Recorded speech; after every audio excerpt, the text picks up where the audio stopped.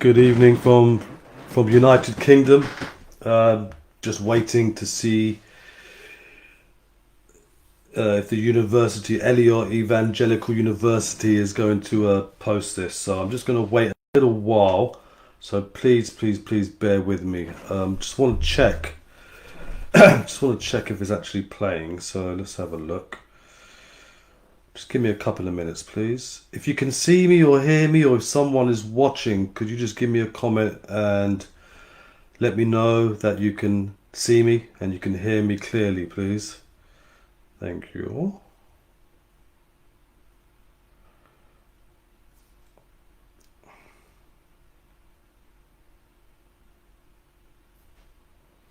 Okay, it seems that we are live. There's two people on anyway, so just waiting for this particular live is actually for the university students of Elior Evangelical University in Haiti, and I was asked to do a talk for the students of Haiti, the university students, and the title of my talk, my discussion is Out of the Madness, which incidentally is after my book. Unfortunately, we've had a few technical issues to actually have it live on the Elior Evangelical page. So let's see if Dr. Desir can actually cross-post it. Thanks, Lawrence. Thanks, Stu. I'm glad you can hear me. Just give me a couple of minutes and I'll just see if they've cross-posted it to the evangelical page. So bear with me, please. Technology is great, isn't it? And then all of a sudden it takes over. So give me 1 second, please. I'm just seeing if it's been cross-posted to the page. It doesn't look like it has. So maybe what they'll do is probably do it after. So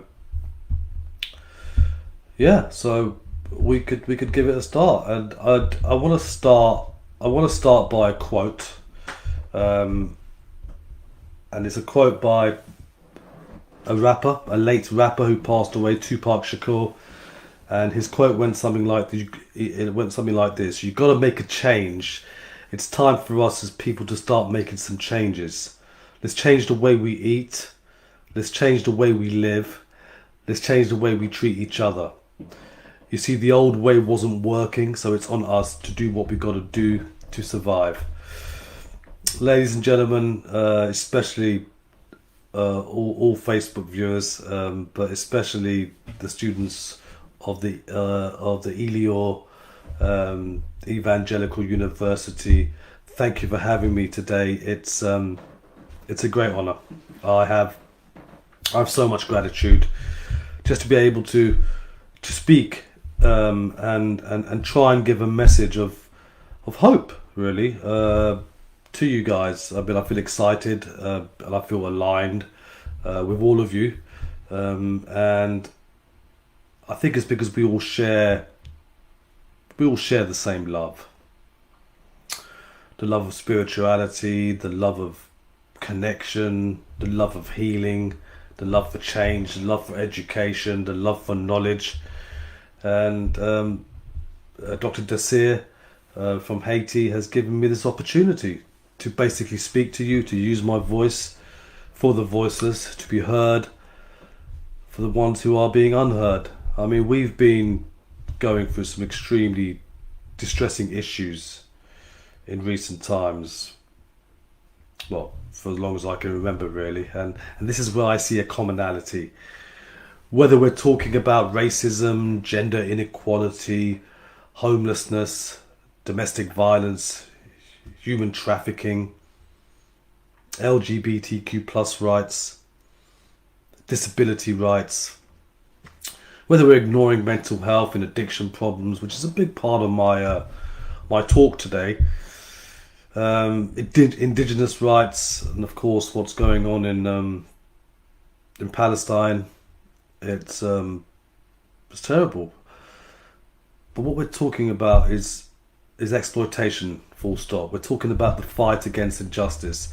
And I think, excuse me, I think as humanity, we've become very disconnected. I myself, I've caused mayhem most of my life. Been selfish most of my life. Been bad at times, hard to live with, but I'm grateful. I'm grateful that so many people, gave me a second chance. And in particular my family. And that's when humanity is at its best, when we support each other and we move forward as a collective, we move forward in communion. I feel we must try to avoid cancelling each other out for past mistakes, but instead help each other grow, educate each other, and guide each other to redemption, guide each other to knowledge, guide each other to serenity, guide each other to sincerity. Anecdotal experiences, they're of course respected, but I'm a strong believer that a lesson lived is a lesson learned.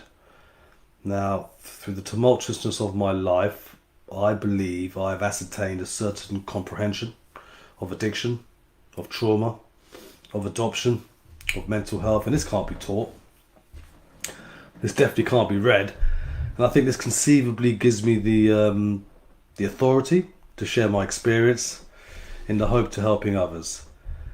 I currently embody a role of a recovered addict, a survivor of abuse, a survivor of trauma. But by doing this, I'm a professional speaker, I'm an addiction therapist, I'm a social behavioural consultant, coach, mentor, social media personality, TV, radio personality, I'm an author, but above all of this, I'm a survivor. And my mission is to give those who are suffering a message of hope and to help these individuals transform their lives in a peaceful, in a powerful, and in a way that is congruent to their highest priority values. And that's where the Buxy recovery process, a creation that I put together. When I first came into recovery, I've learned and studied some of the best specialists in their fields. And we will come to that. But by doing this and by my personal experience and my vocational experience and my academic experience, I've been able to create this wonderful modality called the Buxy recovery process. Now, there's no telos to my journey, but I simply hope that if I can help people become mentally, emotionally, and physically free along the way, so that they too can become survivors and they too can overcome and thrive in the face of adversity. Now, I find it extremely helpful to talk about my trauma, to talk about my mental health, my addiction, and of course subsequent recovery. And my philosophy is that if I can spare just one person, and I hope to spare more, from going down the path that I did, then everything, absolutely everything that I do today and what I do in my life on a daily basis will be worth it. I'm by no means asserting that I'm an omnipotent human being that can transform the indomitable, but I'm someone who understands. I'm someone who knows. I'm someone who's been there, and I understand how to rebuild a life. Even if people out there, even if you believe there's no way back, I am living proof that there is a way back. Addiction, mental health does not discriminate. Addiction does not discriminate. Many people have a preconceived impression of an addict to be unaspiring, to be an apathetic person, maybe someone with pitiable hygiene whose life solely revolves around their addiction. Whilst I can subscribe to the thought that addiction is is debilitating and at all times all-consuming, the stereotype of what an addict is, it's got to be dispelled. It should be dispelled. I myself, I was born in a very dysfunctional family, but I was adopted at birth by a wonderful middle class couple. I attended an acclaimed boarding school and I grew up to be a loving husband and a father, but despite my ostensibly picture perfect life, I became ensnared by the power of addiction, which caused havoc in my life and it affected my loved ones to a great degree. You know, I'm yet to determine whether I was born an addict or if it was a consequence of some of the woes that life threw at me. But what I do know is that addiction is not the problem, but it's the solution to the problem. Or as they're saying, conscious recovery, and as I now say in the Buxy recovery process, an awesome, a fantastic, a brilliant strategy. Just very briefly about me, I was abused physically, racially, verbally, sexually, 6 years. For 6 years of my life on a daily basis from the age of 11. I suffered wounding bereavements, like many of us have. I developed an inferiority complex, which can be affiliated to the circle of my friends or the people I used to hang around with. Later, I was diagnosed as having bipolar. To be frank, I don't know if these events caused my addiction or if it was some sort of predisposition. But what I do know is that I'm an addict. I will always be an addict. Now, it may sound counterintuitive that I use the term addicts in the present tense when my aim is to help others, to help people change their lives. But for me, it all comes down to accepting the addiction, to accepting the trauma, the abuse. We're not saying agree with it. We're not saying it was a good thing. We're saying accepting it, because acceptance is the answer to all my problems today. It was extremely unnerving for me to ask for help. But in all honesty, it was even scarier to continue to do what I was doing. My destructive behavior and volatile mental health that addiction caused, it plagued my life. It plagued my life to becoming unmanageable. But sometimes they say a person has to hit rock bottom in order to value their existence. I strongly believe that the potency of my self-destruction eventually led me to recovery. Ladies and gentlemen, students of the university, people on Facebook, I find it difficult to verbalize the extent of the perils of my addiction, or the madness, as I call it. Probably a good time to talk about my book, Out of the Madness, A Message of Hope. It's a book about my life. It's an autobiography. If you're interested, please get it. It's on Amazon. So I find it difficult, to verbalize it, primarily because addiction often causes a loss of inhibition, and of course, a loss of rational thought. I used to act extremely uncharacteristically, sometimes delving into the realm of the unethical. But in retrospect, coming from a place of recovery, like I am today, my past self is unrecognizable. And the way that I acted seems so senseless, as now I'm enlightened to the splendor of sobriety, the splendor of spirituality, the splendor of being free. The most tangible effects of addiction are seen in the pain of my loved ones. During the madness, when I was in the madness, I both financially and emotionally bankrupted my family. Lawrence, I will get to the point. It's something that I'm talking about. I think it's important for people to hear the background of my story. I've been doing this for a long time, so hopefully I've got a bit of time. It's for the students at the university, so I hope you can appreciate or bear with us, if you like. But it's not like that today.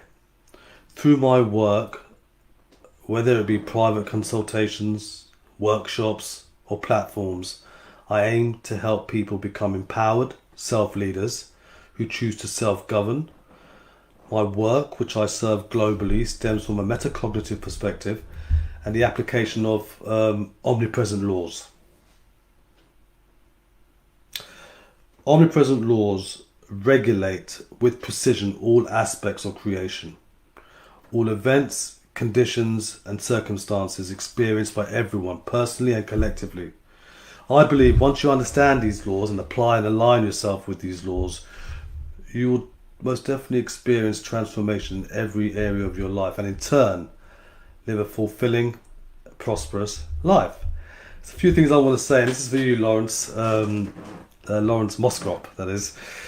I want you to understand that there is a universal intelligence that exceeds human understanding. All humans, including you, have an innate desire to learn, an innate desire to grow, and an innate desire to achieve their soulful purpose. Everything, ladies and gentlemen, is impermanent, ever-changing and transforming. When we unite our minds and our hearts together, we create synergy. Our adaptability to challenges is key to our evolution as beings. Each of us is contributing to the development of our species.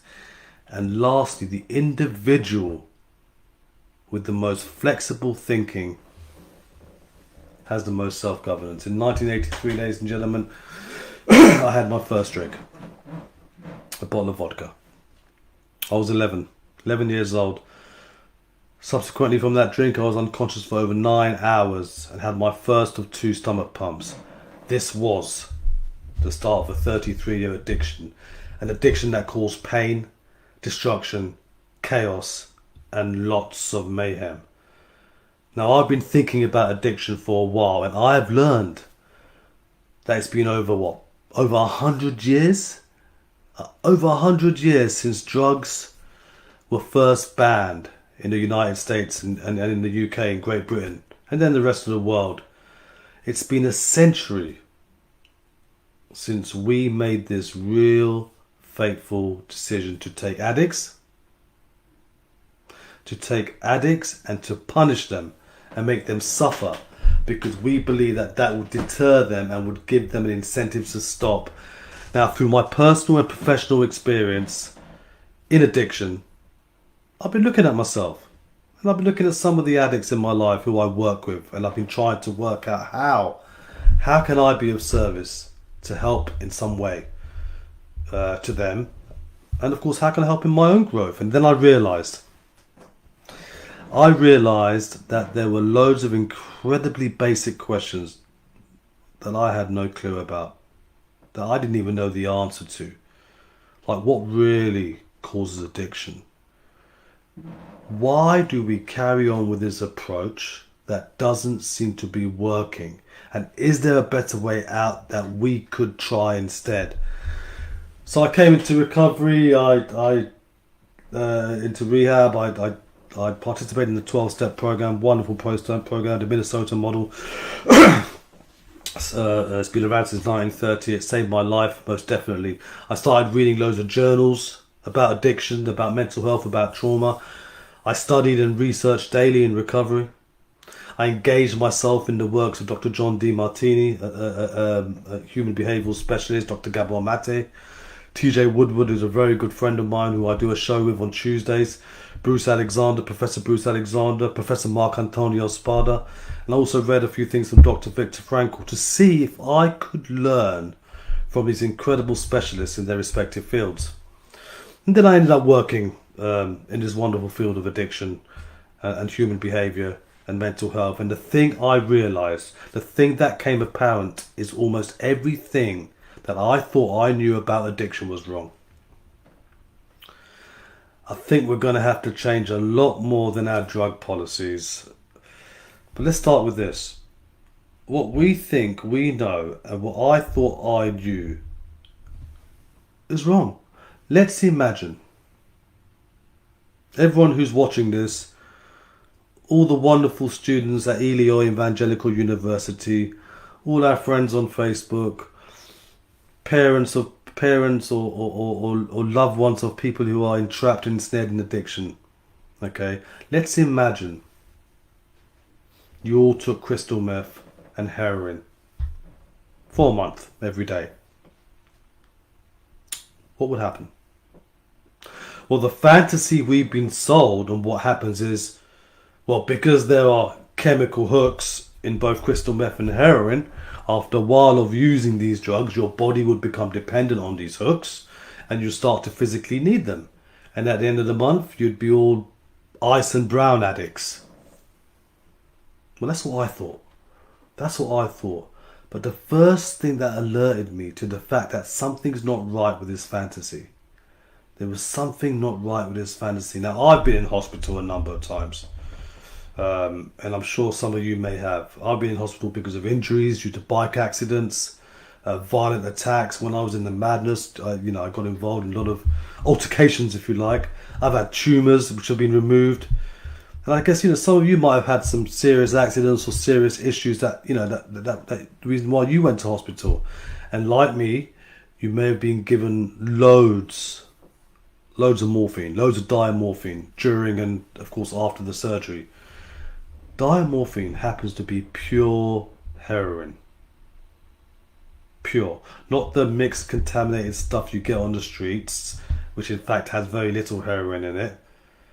The stuff that the doctor gives you during and after surgery is medically pure. And you'll be given it for quite a long period of time just to help with the pain. And this is happening to car victims all over the world, to gun crime victims all over the world, to knife crime victims every day globally. And if we are to believe about addiction, then these people who are exposed to all these chemical hooks, what should happen? They should all become addicts, right? No. This has been studied really carefully. It just doesn't happen. Otherwise, everyone who has had major surgery or is going to have major surgery would come out as an addict, would come out as a junkie. A few years into embracing my new way of life, as I mentioned earlier, I studied a lot of top people in their fields, but I read a journal, quite a few journals, by a man called Bruce Alexander, professor of psychology. He carried this amazing experiment in the early 70s. However, prior to this experiment, there was a series of experiments that were done earlier than that in the 20th century. And they were really simple experiments, and there's many people on YouTube who talk about it, but I want to talk about this to basically put a point across. And they were very simple experiments. And if you want to go home and try it, then it's up to you. But what you do is you get a rat. Okay, and I'm sure many people have heard about the rat experiment, but I want to talk about it. You get a rat and you put it in a cage and you give it 2 water bottles. Okay, one water bottle is just pure water, nothing else in it. And the other bottle is laced with either heroin, cocaine, or crystal meth, whatever. Now, if you do that rat will almost always prefer the drug water and almost always kill itself pretty quickly. So if you go by the chemical hooks, there you go. That's it. That's how we think it works. Wrong. Professor Alexander, Bruce Alexander, comes along and he looks at that experiment and he notices something. And what he noticed is that the rat is alone and it's in an empty cage. It's got nothing to do except use these drugs. So he tried another experiment. He tried something and built a cage that he called Rat Park. It's basically heaven for rats, right? They've got loads of cheese. They've got loads of coloured balls. They've got loads of tunnels, crucially. They've got loads of friends that they can have loads of sex with and loads of fun with. And in this cage, Rat Park, they've also got these 2 water bottles. The normal water and the drugged water, the water laced with cocaine, crystal meth, heroin, whatever.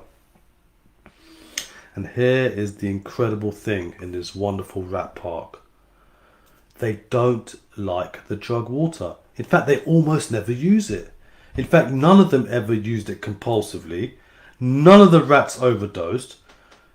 So you go from almost 100% overdose in one rat in one cage with nothing around, when isolated, to 0% overdose when they have happy and connected lives. But as usual, there are skeptics out there, there were doubters out there, and they started to say that these rats are not humans. Well, fortunately, at the same time,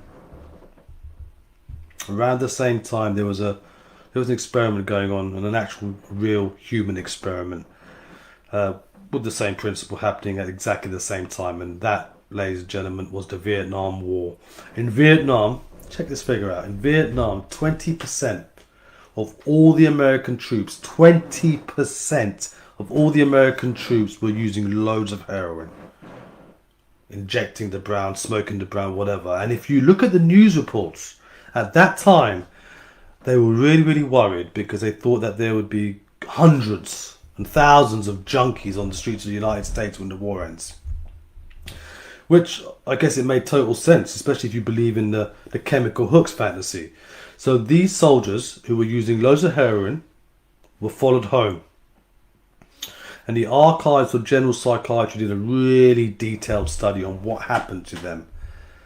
And you know what it turned out? It turned out that they didn't go to rehab. They didn't go into withdrawal. And 95% of them just stopped. Now, if you believe the story about the chemical hooks, that makes absolutely no sense. So what if addiction isn't about your chemical hooks? What if addiction is about your cage? What if addiction is an adaptation of your environment? What if addiction is about what's around you? Maybe we shouldn't even call it addiction. Maybe we should call it bonding. Maybe we should call it connection.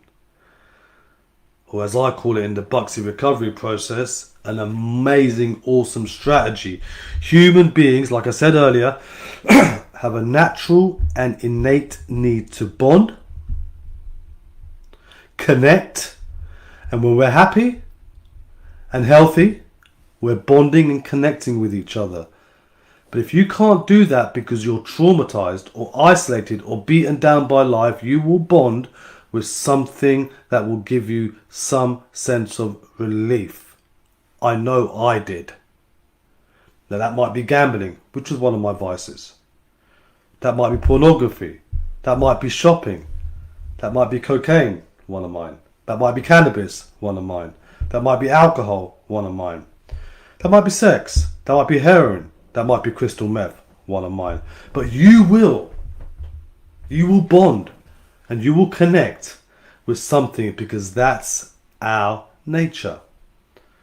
That's what we want as human beings, I think, is connection. And I can quite confidently say that if most of you guys or whoever's watching, if you were to have a drink right now, you probably wouldn't end up homeless or in rehab, because there's many of you out there who've got bonds, you've got connections that you want to be present for.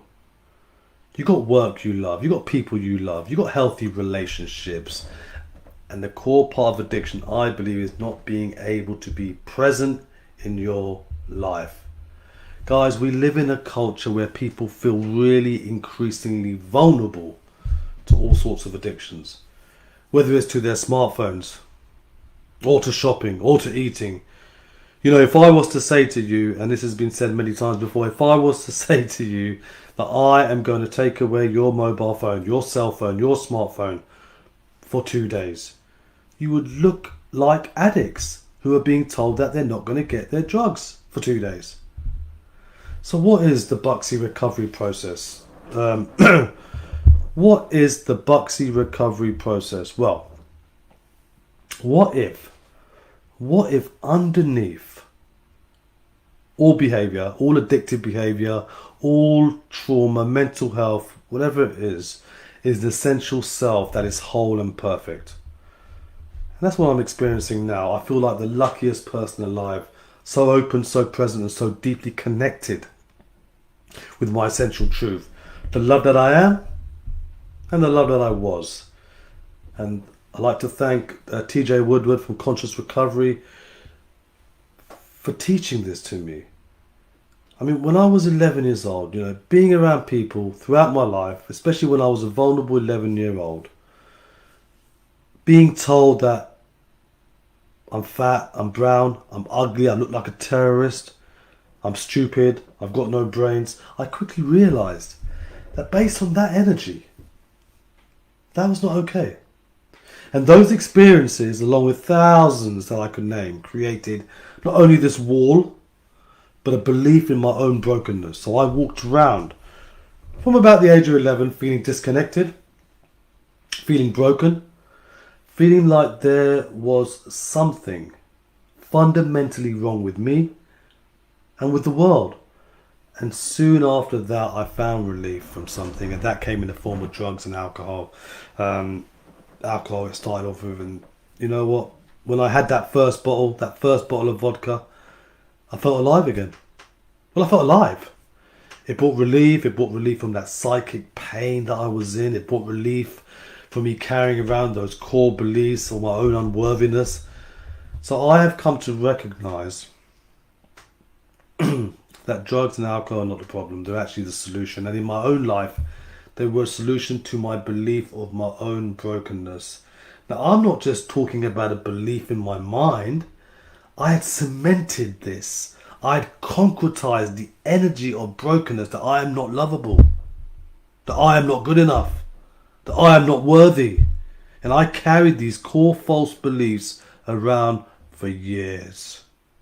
And I found relief from alcohol and drugs and gambling. And we all know the story, right? It did bring release. Well, of course it did, but of course it didn't keep working. So by the time I turned 43, I eventually, thank God, I eventually came into recovery. And that began my journey of returning to the essential truth of who and what I am. So what is addiction? And what is the addicted self? Well, there's an Indian proverb that says that we are like a house with 4 rooms: physical, intellectual, emotional, and spiritual. And I recognize that that there are aspects of this to addiction and recovery in all of these 4 rooms. But the Buxy recovery process, in addition to many things, focuses primarily on the emotional and spiritual side of things. And of course we couple that with the highest priority values and how to apply the omnipresent laws, and in particular the law of duality and the law of polarity. So what does it mean to view addiction through a spiritual lens? Well, I came into this world deeply connected with the truth of who and what I am. And that's very possible. That's the truth for each and every one of you.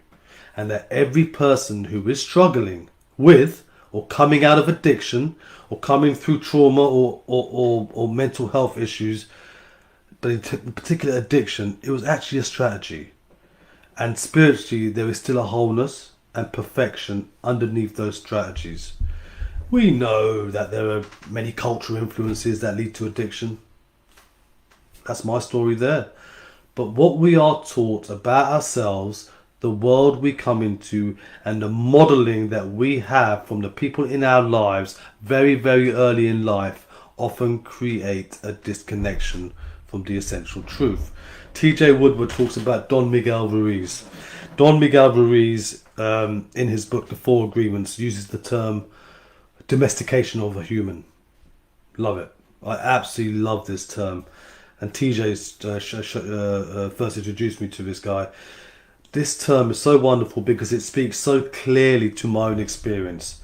Not only my own recovery, but in many years of working with clients. When we domesticate an animal, we call it breaking their spirit. So if we come into the world as this whole imperfect being, and we're taught anything that's counter to that, that could be considered as a traumatic experience. And so, of course, if we feel broken or damaged internally, we begin to look to the world and try to feel whole again.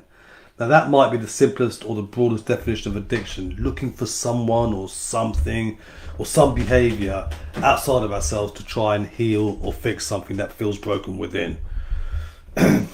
So if we look at the addicted self through this broader lens or larger umbrella, we can recognise that we do have physical, intellectual, emotional and spiritual aspects to what created our addictive tendencies.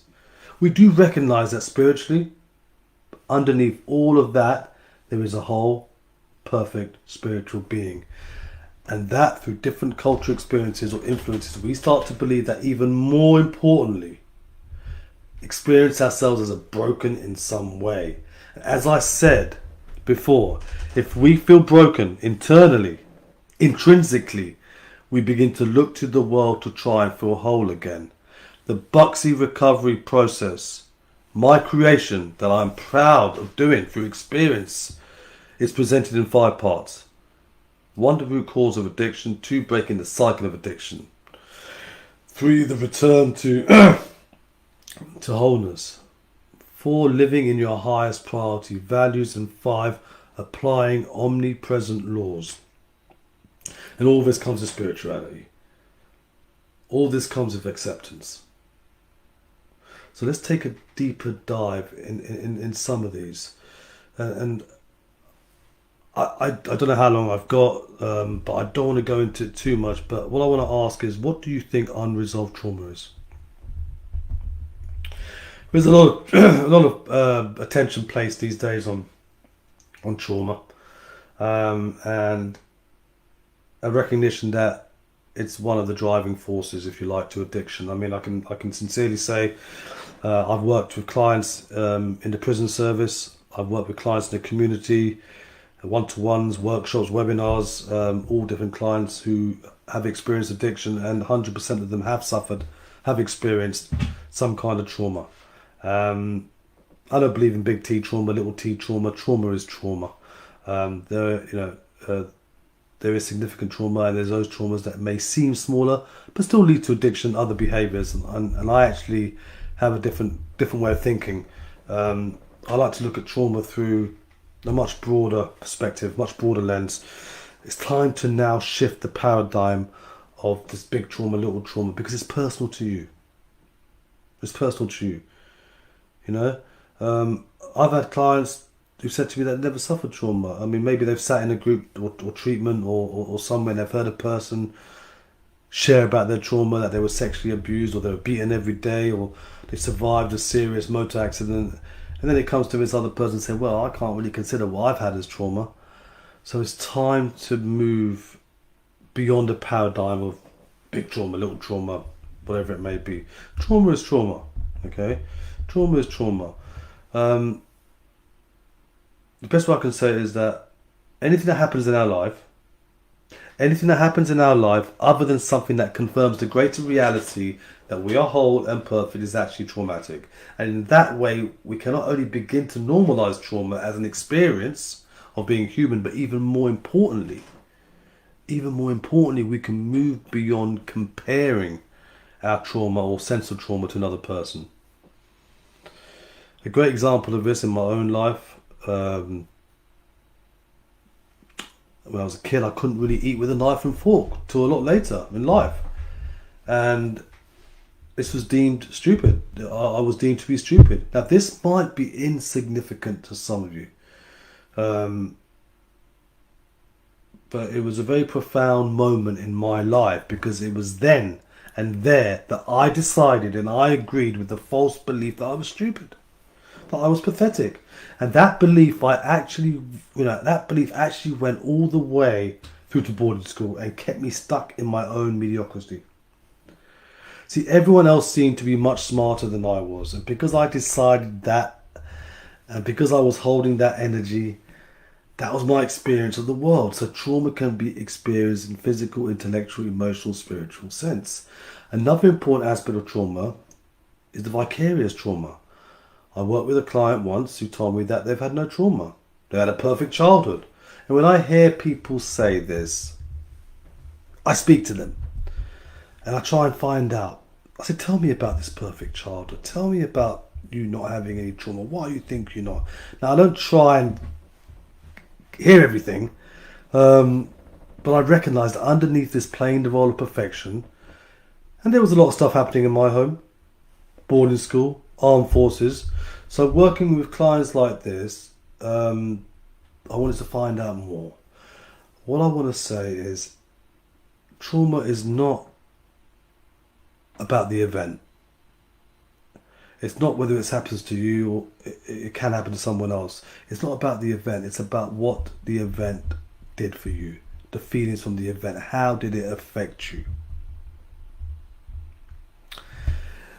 Any event, when you're a child, that could be perceived as traumatic, is trauma. It can be a very traumatizing experience for a young child. So when we explore this with my clients, there's a shift, a pivotal shift, a pivotal moment when I talk with people. Because not only do I find that some people are filled with fear, but also people are filled with guilt and shame by not being able to do anything about a particular traumatic event that could be. It could be a mother being hit by a father, and the young child seeing this and not being able to do anything doesn't see it as trauma because it didn't happen to them, but later on in life it's obviously affected them. It's obviously been a traumatic event for them. So we know it's the consequence of trauma is profound trauma, and it gets locked in the body. It gets locked as cellular memory. It gets locked in your organs. Even if we don't have a memory of the trauma, we still have the experience of the event, the traumatic event. And again, it's not so much what happened. It's more about what we experienced about what happened. And that creates the trauma wound. And in my own life, in my own experience, it wasn't so much that I couldn't use a knife or a fork adequately. It was what I decided about myself at that time, because I couldn't do it, that created that traumatic experience. And as an adult, I can intellectually understand today, well, I was only 5 and I hadn't learned to cut a knife yet. But what happened is this experience got locked in my body, and it actually had an agreement that I was stupid for about 40 years later. And then I came my own recovery, and working with clients, I've come to recognize, because this isn't just a mental process, the recovery from that is also about getting down to the original wound. Guys, I've been blessed. I've been blessed to speak and share my experience to thousands of people. I hear people talking about self-sabotaging, and I want to briefly touch on that. And when I actually did a little investigation on that, I started to dig in, and I actually deconstructed what happened when people did do what they claimed as sabotage. And I found something. And I was sure that I found that every human being at any point in time is living by a set of priorities. Things that are most important to least important. Highest priority to lowest priority. Highest value to lowest value. A hierarchy that whenever there is setting a goal or intention or an objective that is aligned with the highest value, or at least the highest values, they tend to be disciplined, reliable and focused, and not let anything outside extrinsically stop them. And they tend to see possible challenges as feedbacks to refine and to keep achieving. Now this wakes up the lateral leadership capacity, and they actually have a greater self-worth, because anytime you're doing something that inspires you, your self-worth goes up. But if you attempt to do something lower and lower and lower and lower on your values, and the values become more extrinsic, external, and require motivation to keep you focused on it. So if you are doing something low on your values, there's every chance you'll procrastinate, hesitate, be frustrated unless somebody gives you a reward to do it, or punishment if you don't do it. And if you require some kind of extrinsic motivation to get you to do something, you are off track for who you are, because your highest value is where your identity and your true, authentic self is expressed. So if you're going along and you're meeting somebody, you think, oh, that person's smarter than me. That person's more successful than myself. Maybe that person's got more wealth. Maybe maybe they've got more stable relationship. Maybe they're more socially savvy. Maybe they're physically fitter than I am. Maybe they're more spiritually aware. And then you start comparing yourself to them. It's very possible that you have injected some of their values in yourself and tried to imitate them into your life. But it's not your values. Nobody, ladies and gentlemen, is getting up in the morning, dedicating your life to your fulfillment and projecting their values for you to inject them. You'll try to be something you're not. And whenever you set a goal that's not really truly meaningful and most important to you and your highest values, you'll automatically decrease the probability of achieving it. Fact. And then when you don't stay focused on it, you procrastinate, hesitate, and feel frustrated, feel resentful. Focusing on outside motivation, you start thinking that this is not for you. This is hard. This is not working. And you start to give up and you feel like a failure. And you self-depreciate and become inauthentic. Quit trying.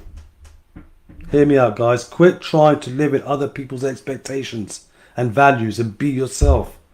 I'll say it again. Quit trying to live in other people's expectations and values and be yourself. All of these things that you think are self-sabotage are actually feedback mechanisms to make sure that you are setting true objectives that are aligned with your true values. Not fantasies that aren't you. Not fantasies that are one-sided, positive thinking all the time. Setting a real objective that you can obtain. When you do, you don't have self-sabotage. You have self-discipline. And that's a great way. That's a great way. Self-sabotage is feedback to get you away from trying to be somebody you're not. To get your authentic everything that's going in your physiology, in your psychology, in your sociology. And the existential world is constantly trying to get you to be authentic. When you finally realize that that's all it is, it's not sabotage. It's actually your psyche and your experiences trying to get you to be the most authentic and empowered and the most inspired you. I speak about the law of duality all the time, and here is how to break the fantasy of living in a one-sided world. You may not think you're doing it, but there's probably every chance that some part of you is. So I'm going to address that very quickly.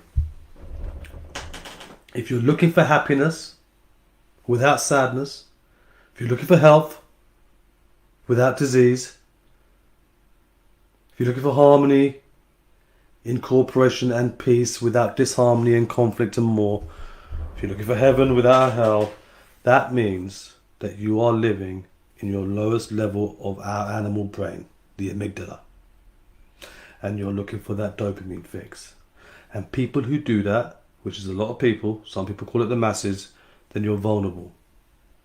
And you're basically going to be sold that fantasy, the fantasy that there is pleasure without pain, that is happy without sad, it's positive without a negative. Imagine a magnet, and you hold the magnet and you try to chop it in half and get one side.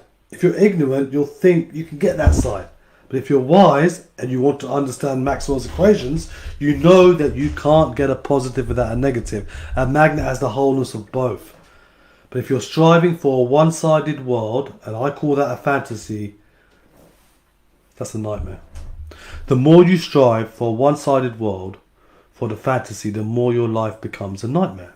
Because you're striving for something that is not available. And you're trying to avoid something that is which unavoidable. In Buddhism, they used to say that the desire for that which is not available and the desire to avoid that which is avoidable is a source of human suffering. I'll say that again. The desire for that which is not available and the desire to avoid which is not unavoidable is a source of human suffering. And that's what they say in Buddhism. There are psychological systems out there. When you're living in your animal nature, you're living in your lower values. Okay? The desire for a one-sided world. Now, you're not going to get fulfillment searching for a one-sided world. When you live by your highest values, you embrace pleasure and pain, peace and war, support and challenge. You embrace them equally. But when you're living in your animal nature, your lower values, you go towards this one-sided world. And there's plenty of people that say to you, oh yeah, you never have to worry about it. Imagine this. Just imagine this. And I say this story all the time. I say this all the time. If you're sitting here, and you've probably heard a gentleman called Warren Buffett. One of the largest financiers and wealth systems in the world. And if you were to put him in a chair, right, and you went to him and you said to him, look, I've got this investment. It has all upsides, no downsides. You can't lose. Yeah? You can only win. It's going to make you a fortune immediately. You know what he'd probably do? He'd probably get up, smile, and think it's ridiculous and go. Because there's no basis in any fact or truth because he is a smart man. He understands that there's risk and reward. And there's a probability that he understands the pair of opposites. That if you took somebody that is very ignorant, that maybe not knowing about anything about money and basically wounded by all the frustrations because they know how to manage it, and they're looking for a quick fix, and they're looking for a gambling system. The gambling casinos make loads of money off the poor, by the way. Think about it. If you look, they will sit there and say, it's a guaranteed win, no loss. They'd probably go and leverage their house, they'd probably go and buy something. And that would be very foolish for them to do that because the dopamine is running them. And they're wanting that quick fix. This is foolishness. With a difference between wisdom, which is embracing objectively, reasonably both sides of life, and the folly and the foolishness of the animal behavior, the amygdala, the dopamine fix. I always say the truth has never been in the hands of the masters, but it's always been in the hearts of the masters. And if you want to be a master, you have to live by your highest values. Wake up that executive center that has reason and it has foresight and embraces both sides of life objectively. Otherwise, you'll be vulnerable to the animal behavior and you'll be sold the open to the masses and you'll be driven to go by that and you'll be searching for that which is not available and trying to avoid something that's unavoidable. Anytime you get addicted to a fantasy, you create a nightmare of your life. Simple. So I wanted to sort of end on that. There's so many things I'd like to talk about the Buxy, the recovery process, and you can always find me on different things. Guys, please check my book out. It's called Out of the Madness, A Message of Hope.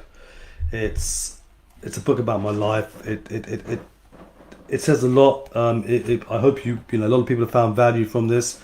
You can find me on Facebook, Dr. Saf Buxy. Who would have thought? From drug addict to doctorate. And here I am. From drug addict to doctorate. This is how life is today. Okay? I use my personal experience, my vocational experience, my professional experience, and I bring it all together. And I've made it into the Buxy recovery process, as you can see behind me. And this modality is liberating thousands of people globally. So please contact me. Check my website, safbuxy.com. Facebook, you can see me on Facebook, Dr. Saf Buxy, or just Google my name. And if I can help, I will. And I do believe that I am somebody who can help because I've been there. And I could bring a lot to the table. So guys, thank you very much.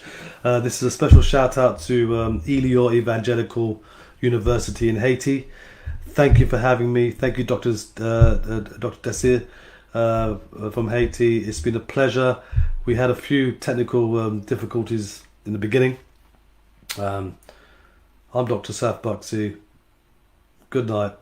God bless. Peace.